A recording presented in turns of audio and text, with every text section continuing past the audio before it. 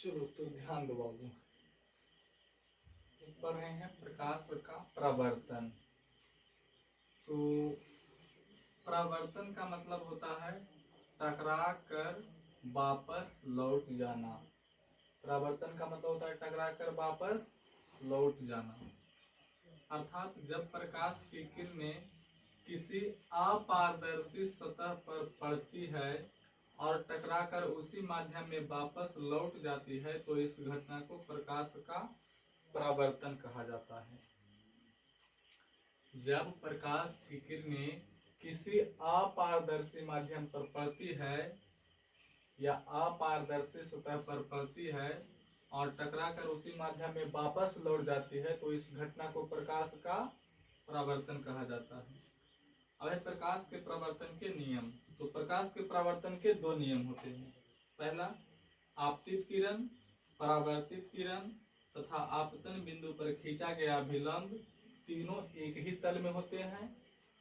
और दूसरा होता है आपतन कोण तथा परावर्तन कोण आपस में बराबर होते हैं, अर्थात कोण आई बराबर कोण आर। अब इसका यहाँ पे चित्र उतार दिए हैं। यह है दर्पण, इसके पीछे में कलई किया हुआ मतलब रंगा हुआ है। और यह है आपतित किरण, जो किरण आ रही है उसको आपतित किरण बोलेंगे और जहां पे आई है उसको बोलेंगे आपतन बिंदु। और यहाँ से परावर्तन के बाद जो किरण जा रही है उसको बोलेंगे परावर्तित किरण। तो ये हो गया आने वाली किरण आपतित किरण और यहाँ से परावर्तन होने के बाद लौटने वाली किरण परावर्तित किरण। यहाँ पे आपतन बिंदु पर जो लंब खींचा गया उसको अभिलंब बोलेंगे और आपतित किरण और अभिलंब के बीच के कोण को आपतन कोण बोलेंगे और इसको आई से सूचित करते हैं। दूसरा, परावर्तित किरण और अभिलंब के बीच के कोण को परावर्तन कोण बोलेंगे और इसको आर से सूचित करते हैं। तो यहाँ पे नोट में वही सब लिखा हुआ। आपतित किरण मतलब दर्पण पर पड़ने वाली किरण या दर्पण पर आने वाली किरण। परावर्तित किरण टकरा कर वापस लौटने वाली किरण। अभिलंब आपतन बिंदु पर खींचा गया लंब। आपतन कोण आपतित किरण और अभिलंब के बीच का कोण। परावर्तन कोण परावर्तित किरण और अभिलंब के बीच का कोण। आपतन कोण को कोण आई से, परावर्तन कोण को आर से सूचित करते हैं। अब बात आती है प्रकाश है क्या। तो प्रकाश ऊर्जा का एक रूप है जो हमेशा एक सीधी यानी सरल रेखा में गमन करती है, गमन करता है। ठीक। किरण तो एक सीधी रेखा पर में गमन करने वाले प्रकाश को किरण कहा जाता है। मतलब हमको पता है हम लोग को कि प्रकाश होता है एक सीधी रेखा में गमन करता है और एक सीधी रेखा पर चलने वाले प्रकाश को ही किरण कहा जाता है। और आगे है किरण पुंज या प्रकाश पुंज।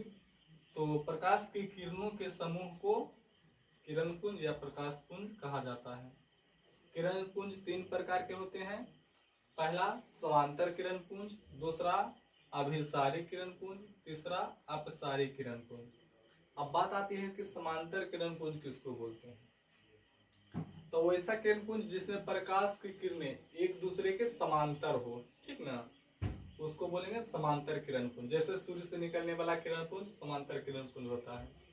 दूसरा है अभिसारी किरण पुंज। दूसरा है अभिसारी किरण पुंज। तो वैसा किरण पुंज जिसमें प्रकाश की किरणें एक बिंदु पर मिलती हैं या जमा होती हैं, इकट्ठा होती हैं, एकत्रित होती हैं, ठीक ना, उसको बोलेंगे अभिसारी किरण पुंज। जैसे ये सब किरण जा रहा था, उसको सामने हम उत्तल लेंस रख दिए तो इस सबको क्या किया, एक बिंदु पर जमा कर दिया, तो इतना जो है ये सब क्या है, अभिसारी किरण पुंज। अगला है अपसारी किरण पुंज। तो वैसा किरण पुंज जिसमें प्रकाश की किरणें एक बिंदु से फैलती हैं उसे अपसारी किरण पुंज कहते हैं। अपसारी नम्बे में है पसारी मतलब पसर जाएगा, एक जगह से पसर जाएगा तो उसको अपसारी किरण पुंज बोलेंगे। एक जगह से फैल जाएगा तो छितरा जाएगा। तो जैसे ये टॉर्च है और इसका यहाँ पे बल्ब है और यहाँ से प्रकाश की किरणें फैल रही हैं, इस तरह से छितरा रही हैं, तो ये हो गया अपसारी किरण पुंज। ठीक।